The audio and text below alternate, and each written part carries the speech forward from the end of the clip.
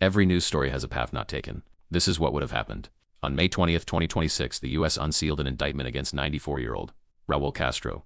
Murder, conspiracy to kill U.S. nationals, destruction of aircraft. The charges stem from 1996 when Cuba shot down two unarmed brothers to the rescue planes over international waters. 3 Americans and 1 permanent resident were killed. What if Clinton had done this in 1996? Those who say Clinton should have acted, said Fidel Castro, publicly admitted giving the order. The planes were unarmed civilians in international airspace. 4 people were murdered. Those who say Clinton was right to choose sanctions, said indicting a sitting defense minister of a sovereign state is legally unprecedented. Cuba had warned the U.S. repeatedly about airspace violations. Helms-Burton was the strongest response without starting a conflict. If Clinton had indicted Castro in 1996, justice, early indictment sends a clear message. Shoot Americans and face consequences immediately. But Castro is 94. No extradition is possible. Cuba calls this political theater, Cuba relations. Early accountability may have pushed Cuba toward reform sooner, but Obama's 2015 normalization would never have happened. The embargo, a 1996 trial, targets Castro personally. Ordinary Cubans are not punished.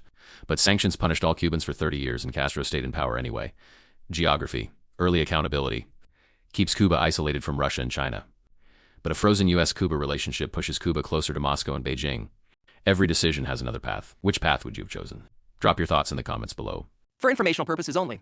Scenarios are speculative analysis, not fact.